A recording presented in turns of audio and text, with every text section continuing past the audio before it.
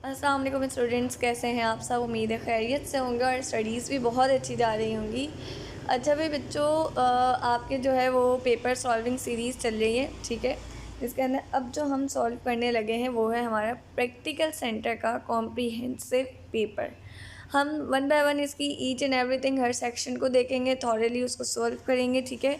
जहाँ पे जो डिफ़िकल्टी आए आप लोग मुझसे पूछ सकते हैं, ठीक है। सबसे पहले हमारे पास है सेक्शन ए, जिसके अंदर है MCQs, मल्टीपल चॉइस क्वेश्चंस। आपको इसके अंदर तमाम क्वेश्चंस अटैम्प्ट करने होते हैं।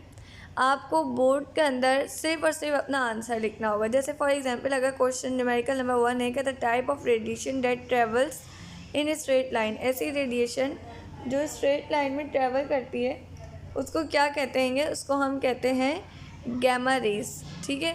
तो आप लोग क्या करेंगे, आप लोग जस्ट क्या लिख देंगे अपना आंसर, गैमा रेस, ठीक है। इसी तरह से हर जो MCQs है उसका 1 मार्क है आपके पास। पहला है the type of radiation that travels in a straight line. Straight line के अंदर इलेक्ट्रिक फील्ड के अंदर जो है वो कौन सी रेस जो है वो ट्रैवल करती है। देखो, इलेक्ट्रिक फील्ड हमारे पास वो फील्ड होती है जिसके अंदर कोई भी इलेक्ट्रॉन या इलेक्ट्रॉन के गिर्द जो भी फील्ड मौजूद होती है ना, वो हमारे पास इलेक्ट्रिक फील्ड कहलाती है। उसके अंदर जो रेडिएशन ट्रैवल कर सकती है स्ट्रेट लाइन के अंदर वो कौन सी होती है, गैमा रेस, ठीक है। The number of neutron in uranium, uranium में कितने नंबर ऑफ न्यूट्रॉन से, देखो 237 में से माइनस करें ज़रा 92 को, ये 237 है, इसमें से माइनस करें 92 को, 7 में से 2 गया 5, ठीक है। 3 में से 9 नहीं जा सकता है, एक उधार ले लें, यही कहेंगे ना भाई, कैरी ले लें। 13 हो गया, 13 में से 9 गया, क्या बचा 4, और क्योंकि इस 2 ने एक इसको कैरी दे दिया था तो यहाँ क्या बचा था 1, तो आंसर क्या आ रहा है 145, ठीक है। इसको सॉल्व करने का तरीका यही होता है कि मास नंबर में से एटॉमिक नंबर को माइनस कर दें तो आपके पास नंबर ऑफ न्यूट्रॉन्स निकल के आ जाते हैं। USB स्टैंड्स फॉर, USB की फुल फॉर्म क्या है, यूनिवर्सल सीरियल बस। कहाँ गया भाई ये रहा, यूनिवर्सल सीरियल बस। इलेक्ट्रॉनिक कंप्राइजेस, इलेक्ट्रॉनिक में क्या क्या आता है भाई, फिजिक्स भी आती है, इंजीनियरिंग भी, टेक्नोलॉजी भी, तो इसका आंसर क्या हो जाएगा, all of these. Induced EMF in a circuit, किसी सर्किट के अंदर आपने EMF को इंड्यूस करवाया, सही है, तो उसके अंदर क्या चीज़ कंजर्व्ड होगी, एनर्जी, ठीक है। 3 रजिस्टर्स हैं 3 ओहम के जिनको पैरेलल हमने कनेक्ट किया हुआ है, सही है। अब जो है इसकी नेट रेजिस्टेंस क्या होगी, इसको हमें सॉल्व करना पड़ेगा। हमारे पास अगला जो है वो है न्यूमेरिकल के 3 रजिस्टर्स हैं हमारे पास 3 ओहम के, ठीक है, जिसको जो है वो हमने कनेक्ट किया हुआ है पैरेलल, सही है। तो नेट रेजिस्टेंस कितनी होगी, देखो हमें नेट रेजिस्टेंस निकालनी है, मतलब R टोटल। उसको निकालने का तरीका क्या होगा, 1R1 + 1R2 + 1R3, सही है।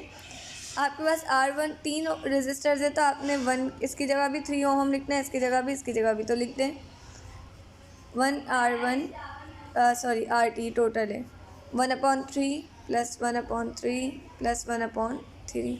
इन तीनों 3 का LCM ले लें, 3 1 जा 3, 3 1 जा 3 और 3 1 जा 3, तो LCM में आपके पास क्या आया है, RT = 3, सही है। और ऊपर क्या आ जाएगा, देखिए आपके पास क्या था, आपके पास ये था 1 3 3, ठीक है। आपने इनका LCM लिया, आपके पास क्या आ गया 3 का टेबल, अभी ऊपर वाले जितने भी डिजिट्स हैं ना हम 1 से मल्टीप्लाई कर देंगे, हमारे पास LCM का रूट होता है, तो 1 + 1 + 1, ये किसके इक्वल हो जाएगा, 3/3, 3 1 जा 3, 3 1 जा 3, आंसर क्या आया 1 ओहम, इसका क्या हो गया आपके पास आंसर हो गया, ठीक है। अगर आप किसी भी पैरेलल कैपेसिटर को डबल करते हैं उसकी एरिया को, तो आपके पास कैपेसिटेंस क्या हो जाएगी, आपके पास उसकी कैपेसिटेंस डबल हो जाएगी। ह्यूमन आई कैसे एक्ट करती है, ह्यूमन आई कैमरा के तौर पे एक्ट करती है, ठीक है। इन अ कॉनकेव मिरर में आपके पास जो इमेज का साइज़ है वो किस पर डिपेंड करता है, पोजीशन ऑफ ऑब्जेक्ट, के ऑब्जेक्ट किस पोजीशन पर मौजूद है। Speed of light in water क्या होगी, 2.25 × 10⁸ मीटर/सेकेंड। ये जो होती है आपके पास 3 × 10⁸ मीटर/सेकेंड, ये स्पीड ऑफ लाइट है, सही है, इन स्पेस वगैरह, और ये 331 मीटर/सेकेंड एयर के अंदर होती है, ठीक है। कौन सा साउंड नॉर्मल है जो एयर है वो सुन सकता है, ठीक है, वो आपके पास है 50,000 hertz. In SHM the speed of an object is maximum at, maximum कहाँ पर होगी, वो आपके पास क्या आ जाएगा, मीन पोजीशन, ठीक है। ये आपके पास से आपके 12 MCQs, ठीक है, जो आपके पास हर साल आते हैं 12 मार्क्स के। अब उसके बाद हम लोग अगले सेक्शन की तरफ मूव करेंगे। यहाँ पे कोई क्वेश्चन, कोई क्वेरी कुछ ना समझ आया हो तो आप पूछ सकते हैं, ठीक है। इसके बाद ये आपके पास है इसके क्वेश्चंस, सही है, तमाम क्वेश्चंस इक्वल मार्क्स लेकर आते हैं, आप देख लीजिए। जैसे आपके पास लिखा हुआ है कि यूजेस, आपने अगर अब आप इसके अंदर जाके हमारा टारगेट पेपर देखें तो उसके अंदर आपको ये वाला सवाल भी दिया हुआ था, यूजेस वाला, ठीक है। म्यूज़िकल साउंड वाला भी मौजूद था, रेम रोम के डिफरेंसेस मौजूद थे, ये भी मौजूद था। ये तमाम के तमाम आपको मोस्टली क्वेश्चंस वही दिखेंगे जो हमारे टारगेट पेपर में मौजूद है। पहले आप ये पेपर देख लीजिए, ठीक है। हमने MCQ सॉल्व किए, अब मैं आपको 1 बाय 1 जो है वो इसके न्यूमेरिकल सॉल्व करवाऊँगी। इन केस अगर आपको इसके अंदर से कोई भी चीज़ है जिसका आंसर ना आता हो, या कोई चीज़ ना समझ आती हो, कोई रीज़न है, कोई सवाल है, किसी MCQs में कोई डाउट है, या कोई आपको लगा हो कि मैं साहब ने ये आंसर बताया, इसका ये नहीं, ये आंसर होना चाहिए, तो मुझे बहुत अच्छा लगेगा। आई विल अप्रिशिएट कि आप मुझे बताएं ताकि मैं उसको फिर जो है वो करेक्ट करूँ, ठीक है। अच्छा जी, सबसे पहला आपके पास यहाँ पर है एक ऊपर क्वेश्चन न्यूमेरिकल आया हुआ कि 100 joule of heat is produced each second in 4 ohm resistant. आपके पास 100 जूल की एनर्जी प्रोड्यूस हो रही, हीट प्रोड्यूस हो रही है, टाइम 1 सेकेंड है और रेजिस्टेंस 4 ओहम है। और आपको क्या निकालना है, वोल्टेज। सबसे पहले आप फार्मूला लिखेंगे। फार्मूला क्या है, heat is equals to current RT, ठीक है। करंट की जगह पे आपने क्या, अब आपके पास ये जो फार्मूला है ना, V is equals to IR, इसमें से आपने I को अलग करना है। I को अलग करेंगे तो क्या बन जाएगा, I is equals to VR। आपने इसकी वैल्यू इस फार्मूले में पुट कर देनी है, ठीक है। जब आप इसकी वैल्यू इस फार्मूले में पुट करेंगे तो ये कुछ इस किस्म की शक्ल इख्तियार कर जाएगा, सही है। अब इसको ऊपर स्क्वायर था, दोनों से मल्टीप्लाई किया, ये आपके पास एक फार्मूला जनरेट हो गया। आपने इसके अंदर वैल्यूज़ को पुट करना है। आपने वैल्यू पुट करी सबकी, ठीक है। आपके पास आया V square is equals to 400, लेकिन हमें जस्ट वोल्टेज की वैल्यू चाहिए, तो हम दोनों तरफ क्या करेंगे, स्क्वायरिंग कर लेंगे, जिसकी वजह से स्क्वायर से स्क्वायर कट ऑफ 400 का स्क्वायर क्या आता है, 220 वोल्टेज। तो ये इसका क्या आया है आंसर। क्लियर, आसान है, ठीक है।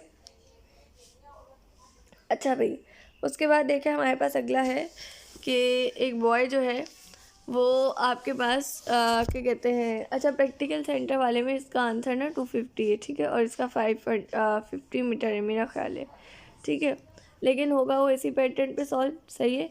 आपके पास आपको इसका ना क्या क्या दिया हुआ है, आपको इसका ना भाई आपके पास P भी गिवन है, F भी गिवन है, और आपको क्या निकालना है, Q और P। आपके पास एक फार्मूला तो ये होता है, ठीक है। आपने सबसे पहले तो फार्मूले को अरेंज करना है, ठीक है। क्यों अरेंज करना है, क्योंकि देखो आपको क्या निकालना है, P। आपने फार्मूले को अरेंज किया, फिर आपने उनका ना वैल्यूज़ को पुट करी। जब आपने वैल्यूज़ को पुट किया तो सबसे पहले आपके पास 1/Q का आंसर निकल के आया, ठीक है। उसके बाद फिर आपने अपना P/1F वाले में करना है, क्योंकि पावर का फार्मूला है ना, इससे आपके पास डायोप्टर्स आते हैं, तो पावर आपके पास कितने डायोप्टर्स आए, 20, ठीक है। अच्छा भाई, उसके बाद है find the period and frequency of simple pendulum. एक सिंपल पेंडुलम है जिसकी टाइम जिसका क्या है आपके पास फ्रीक्वेंसी कितनी है, 1 मीटर लॉन्ग है वो, ठीक है ना, लेंथ में एक चीज़। तो दूसरा आपने उसकी पीरियड और फ्रीक्वेंसी मालूम करनी है। तो भाई लेंथ भी आपको गिवन है, ग्रेविटी की वैल्यू आपको पता होती है, पाई की वैल्यू भी आपको पता है, आपको टाइम और फ्रीक्वेंसी मालूम करनी है। आपने फार्मूला लिखा, आपने फार्मूले में वैल्यूज़ को पुट किया, 2 पाई की वैल्यू डाली, L की जगह पे उसकी, G की जगह पे उसकी, जो आपके पास आपको पता है, तो आपके पास क्या निकल के आ गया, T is equals to 2 seconds. Same ऐसी फ्रीक्वेंसी का फार्मूला आपको पता है, 1/T होता है। जब आपने T निकाल लिया, आपने इसकी वैल्यू को डाला और ये आपके पास फ्रीक्वेंसी की वैल्यू निकल के आ गई, ठीक है। अच्छा भाई, उसके बाद नेक्स्ट देखें, आपको कहा गया calculate the electric field intensity if 9 micro Newton force acting on 3 micro coulomb charge. आपके पास फोर्स कितनी दी हुई है, 9 × 10⁻⁻6 की, और कूलम चार्ज कितना दिया हुआ है, 3 × 10⁻⁻6 कूलम। आपने फार्मूला लिखा, E is equals to F/Q। F की वैल्यू डाली, Q की डाली, कैलकुलेटर में पुट करें, या ना भी करें तो 10⁻⁻6 और नीचे वाले 10⁻⁻6 से कैंसिल, 3 × 1 3, 3 × 3 9। आंसर क्या आएगा, 3 न्यूटन और अपॉन कूलम। सही है। अच्छा भाई, उसके बाद आपसे कहा गया है कि आपने क्रिटिकल एंगल मालूम करना है पानी का, कितने एंगल पर, 90 के एंगल पर। रिफ्रैक्शन इंडेक्स आपको कितना दिया हुआ है, 1.33। आपके पास फार्मूला क्या होता है, आपके पास फार्मूले को सबसे पहले तो आपने अरेंज किया, अरेंज करने के बाद आपने उसके अंदर वैल्यूज़ को पुट करना है, जैसे यहाँ पे आपने पुट किया। सही है। और आपके पास आंसर क्या आ गया, कैलकुलेटर में डाल के निकालेंगे आप इसका, क्योंकि साइन इन्वर्स में है तो इसको वैसे ही बिना कैलकुलेटर के करना है, थोड़ा सा डिफ़िकल्ट हो जाएगा। ठीक है। अच्छा भाई, उसके बाद देखें यहाँ पे भी आपके पास जो प्रैक्टिकल सेंटर में वैल्यूज़ है उनको मार्क किया हुआ है। सही है। आपको कहा गया है कि भाई आपको ओरिजिनल सैंपल का मास कितना दिया गया है, 24 ग्राम्स, और वैसे क्वेश्चन में 36, और रिमेनिंग कितना हो जाता है 4.5 ग्राम्स। उसकी हाफ लाइफ दी हुई है। सही है। नंबर ऑफ हाफ लाइफ कितनी है इसकी, 1/2⁻³ ठीक है। अच्छा, अब आपने सबसे पहले फार्मूले को अरेंज किया। अच्छा, अब आपने क्या करना है, जहाँ जहाँ पे आप लोग 36 और 4.5 है ना, वहाँ पे आपने 24 और 3 को पुट करना है, 24 और 3 mg को, और आंसर आपके पास इससे थोड़ा सा चेंज आएगा। ठीक है। पैटर्न पूरा यही होना है। Calculate the force of attraction between 2 point charges. 2 point charges के दरमियान आपने फोर्स ऑफ अट्रैक्शन निकालनी, 2 माइक्रोकूलम और एक 3 माइक्रोकूलम के दरमियान। ठीक है। आपने सबसे पहले डाटा बनाया, आपने लिख दिया आपके पास सारी चीज़ें क्या है, फिर आपने फार्मूला लिखा, F=K/Q1 Q2R²। के की वैल्यू सबको पता होती है, 9 × 10⁻⁹ Q1 की डाली, Q2 की डाली, R की डाली, और उसको कैलकुलेटर में डाल के सॉल्व किया तो क्या आ जाएगा, 5.4 × 10⁸ न्यूटन। बेटा ये सारी चीज़ें ऐसी हैं जो आप लोग को ऑलरेडी आती हैं। ठीक है। कैलकुलेशन पे मैं वक्त ज़ाया नहीं करूँगी, मैं आप लोग को ये बोलूँगी कैलकुलेटर लीजिए और उससे सॉल्व कीजिए। अगला क्वेश्चन देखें। एक वायर है जो 4 एम्पेयर का करंट लेके जा रही है 15 सेंटीमीटर की वायर के अंदर। ठीक है। 2 पोल्स के दरम्यान इसको रखा गया और एंगल कितना आएगा इसका, 30 डिग्री। सही है। और आपके पास मैग्नेटिक फील्ड कितनी है, 0.8। अब आपने इसका ना फार्मूला कौन सा लगाना है, आपने लगाना है फोर्स बिल साइन थीटा। इसको याद करने का तरीका होता है B I L sine theta. B magnetic field, I current, जो वैल्यूज़ आपने डाल दी, एल लेंथ, और साइन थीटा की वैल्यू डाली, और आपके पास आंसर क्या आ गया, 0.24 न्यूटन। ठीक है। होप तो आपको ना सब कुछ बहुत आसान लग रहा होगा। सही है। पोटेंशियल डिफरेंस आपको मालूम करना है। सही है। नहीं सॉरी, पोटेंशियल डिफरेंस आपको दिया हुआ है 6, आपको मालूम करनी है रेजिस्टेंस। ठीक है। आपने लिखा करंट कितना आएगा आपके पास, 20 मिली एम्पेयर्स। आपने इसको पुट किया, आपके पास फार्मूला था, आपने उसके अंदर डाला, आपके पास रेजिस्टेंस क्या आ गई, R=3 ओहम। इतने आसान से। अगला देखो, डिस्टेंसेस में आपको क्या कहा गया है कि space, distance and space are often measured in units of light years. The distance travel in 1 year. अच्छा भाई, एक ईयर में कितना डिस्टेंस कवर किया हमारे पास, 30,000, नहीं भाई ये तो उससे भी ज़्यादा है, नहीं 30,000 से ज़्यादा है, 3 लेके किलोमीटर पर सेकेंड। और एक ईयर में आपके पास कितने सेकेंड्स होते हैं, वैल्यू डाल दिया आपने, दोनों को मल्टीप्लाई किया, आपके पास डिस्टेंस निकल के आ गया। अच्छा भाई, नेक्स्ट देखिए, कॉइल है, उसे सराउंड किया हुआ है, coil surrounding a long solenoid. The current in the solenoid is changing at a rate of 150 ampere second and the mutual induction of the two coils is 5.5 × 10⁻⁻⁻. भैया आपसे सिंपली कहा गया है कि एक कॉइल है जिसने एक सोलेनॉइड को, सोलेनॉइड है, इसको एक कॉइल ने कवर किया हुआ है। ठीक है। अच्छा भाई, हमारे पास rate of change of current कितना है, 150 ampere per second. Mutual inductance भी आपने ईएमएफ निकालनी है, आपने वैल्यूज़ को पुट किया फॉर्मूले में, और आपके पास म्यूचुअल इंडक्टेंस ईएमएफ इंड्यूस निकल के आ जाएगी। ठीक है। उसके बाद अगला है आपके पास, अच्छा थोड़े से ही बाकी बेटा, कैलकुलेट द वेवलेंथ। आपको वेवलेंथ मालूम करनी है, आपको फ्रीक्वेंसी गिवन है 100 × 10⁻6 हर्ट्स। ये एम जो ये मेगा होता है, मेगा की वैल्यू 10 × 10⁻6 होती है।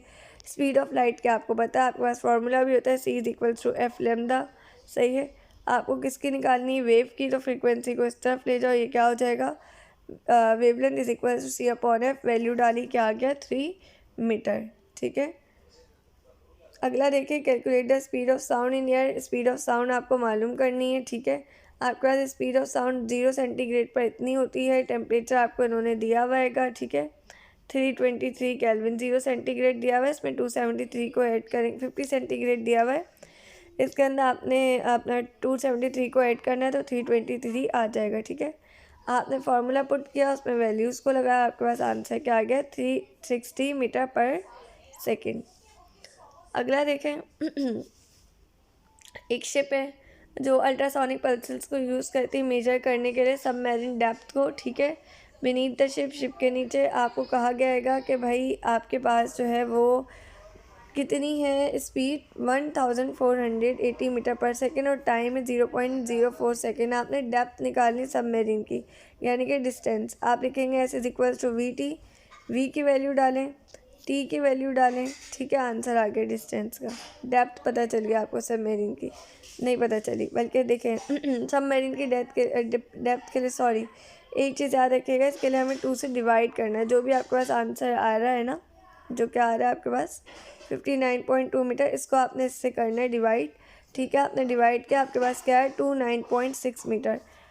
0.9 कैसा नंबर है, और इसके बाद जो नंबर आ रहा है वो 5 से बड़ा है, तो आप एक ऐड कर देंगे, क्या हो जाएगा 30 मीटर। तो आपके पास इसका आंसर क्या आ गया 30 मीटर। यह आपके पास इसका लास्ट न्यूमेरिकल था। ठीक है, यहाँ तक जो भी मसला है, जो भी डिफ़िकल्टी है, कोई क्वेश्चन है, कोई बात है जो ना समझ आई हो, कोई चीज़ लगी हो, कोशिश की गई है, जो आप लोगों ने जैसे कहा गया था कि मैम टू द पॉइंट हमें बस लेक्चर प्रोवाइड कर दें, वैसे ही आपको लेक्चर प्रोवाइड किया गया है। स्टिल कोई मसला, कोई कन्फ्यूजन हो तो आप मुझसे पूछ सकते हैं। ठीक है, अपना ख्याल रखिएगा, हम दुआ में याद रखिएगा। अल्लाह हाफ़िज़।